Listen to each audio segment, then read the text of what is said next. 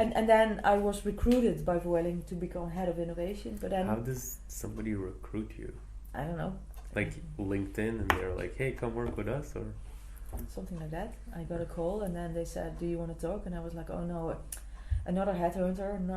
And then somehow I was like, "Okay, maybe I should listen a little bit more." But like, what do you mean headhunter? Like, does your reputation grow so hard that? I don't know. Oh, just randomly. I think so. Okay, cool. Yeah. I'm a strong believer in serendipity. So, Okay. so this happened, and then I started to talk with them, and it was actually a pretty nice offering, and I was ready for something new. Yeah. But then I said, one condition. I'm going to find my own company, and you can hire me from that. No more corporate contracts. Oh wow, And- that's how you ended up with your own company. Yeah, and then they said, no, we're not going to do that. I said, okay, then the deal is off. And then I go, shit, no, we really want her. Really? So that's how it happened, and I think for me it was the best thing ever. So now you do Vueling and Chanel. yeah, so I went to China last year on a trip, innovation trip, and there I met the CIO of Chanel. What's a Europe. CIO? The chief Innovation? information officer. Oh.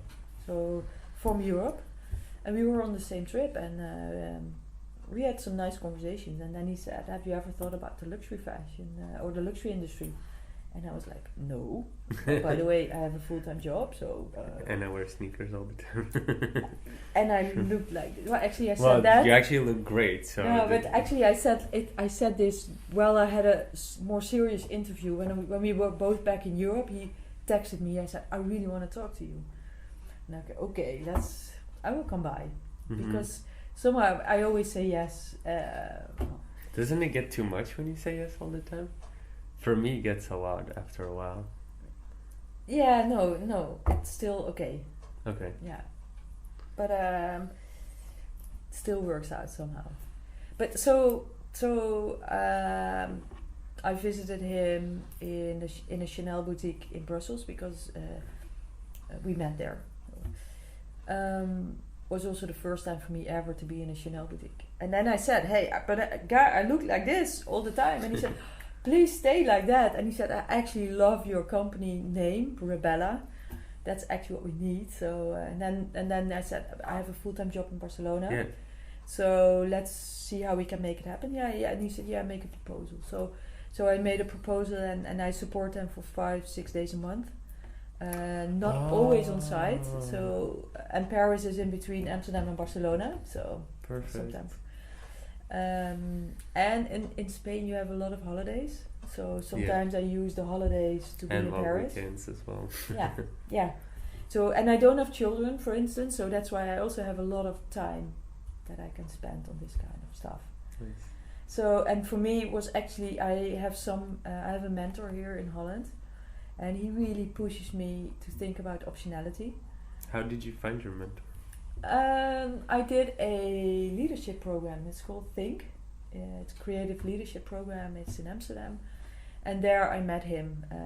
He was assigned to me as my mentor, yeah. which is also serendipity because we had a really great connection immediately.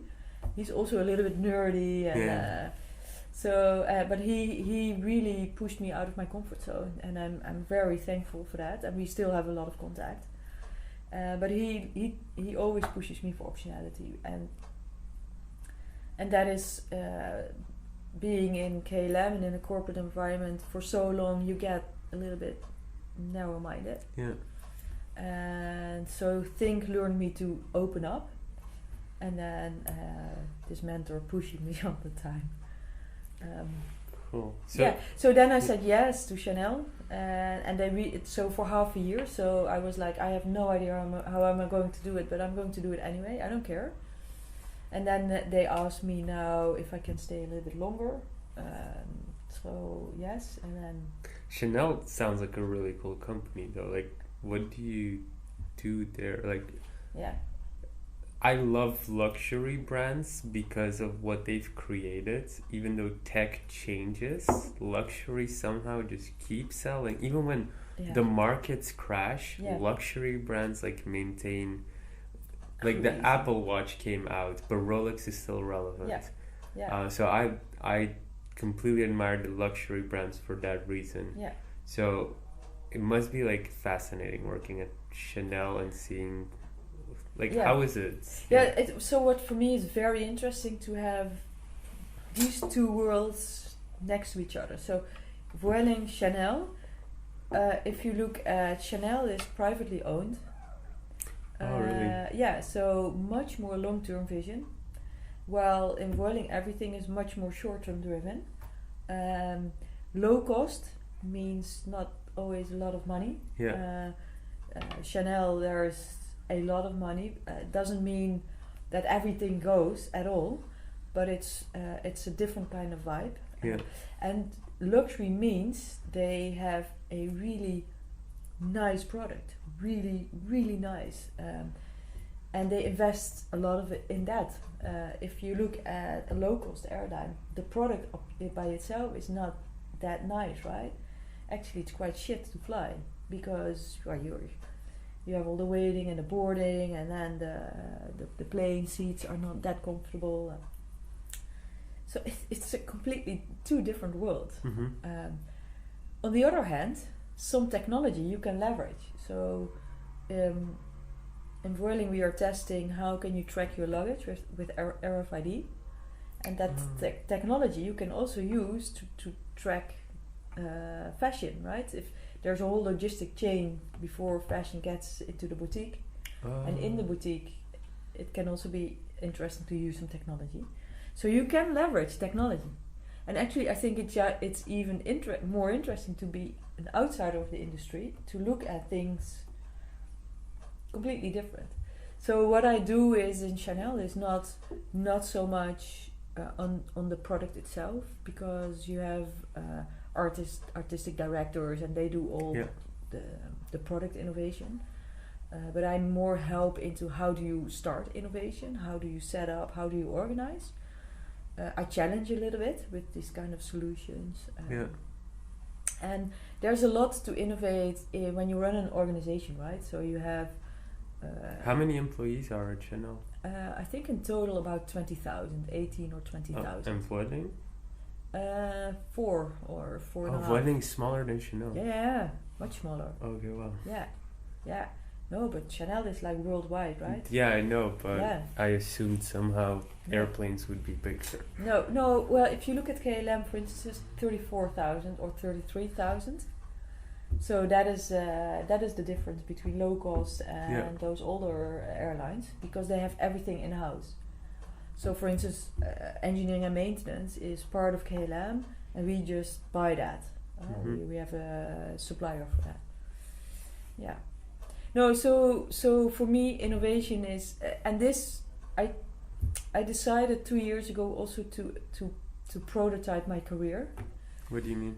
That I'm just experimenting. What do I want? What do I like? And trying stuff out. So Vueling this is also my last couple of weeks there. So I will stop my assignment there and jump into a new adventure. I have no clue what. You don't have a clue yet what? No. Nothing pre-planned, ideas, something? No. Yeah, so, but it doesn't mean that there are no opportunities, but it's not like I want to do that, so that's why I stop. No, it's I stop and then I'm like, okay, let's explore. But so, do you want to continue what you were doing? Because now you have a company. Yeah. And it's not like somebody's offering you a full-time contract, like the jump between KLM and Vueling. So now you actually have a company. Yeah. Chanel is there for 6 days a month. So so then technically you could just do something with your company, no? Yeah, exactly. But I'm going to do that. Oh. But I don't know. So but this is what I mean with that I'm going to experiment. Because I'm not sure if I want to do a role like this, like a head of innovation role, but in an ad interim or kind of, because it's quite hectic and tough, and I already did that. So what can I learn more? So for me, it feels like my learning curve is like stabilizing, or it's like Stagnating. Yeah. Would you advise that job though to somebody who's like just graduating and wants to head into innovation? Just graduating, no. Because if you are head of innovation in a corporate, you need to understand how corporate works a little bit. Okay, so then how many years do you think do they need experience before it'd be worth it? That's different. It depends also a little bit on the person itself. So it's different. So once you understand corporate, it's worth exploring that position. Then it's your last position in that corporate. Sorry, I'm very bold in that. No, okay, I get it, because you're going to create some enemies probably. If you are, for me, innovation is to really drive the company forward. You ask provoking questions. Yeah. It's unsettling for people. And I think that if you don't do that as when you drive innovation, I'm not sure if you're doing your job well. But that's my personal opinion. Yeah. But because someone has to say, hey guys, the world is changing, we need to wake up. Yeah. So, and I see that I have a lot of people around me in similar jobs because, well, you connect easily, and they all struggle with the same. Therefore, the construction, doing this as an independent, is actually quite interesting because I don't care. I think you're also the first person I've met from all of our partners that were, like, most of the partners are innovation managers. Yeah. I think you're the only one that I know who has her own company. It's a disruptive model, right? Because I think as an innovation manager, you also get to know every facet of the company. Yeah. So then it's harder for a company to outsource, like to have it outside. Yes, but then if you know every asset of every little aspect of the company, the question is, can you come up with disruptive stuff? Yeah. Or are you sticking in Horizon 1? In the here and the now. Yeah. True. If you like this episode, you can check out our most recent one here. And if you haven't already, make sure you click here to subscribe and see the next one. But if you're interested in more tips and tricks, then make sure to join our Facebook group where you can find thousands of like-minded people and you get direct access and support to any business question from the entire startup funding event team.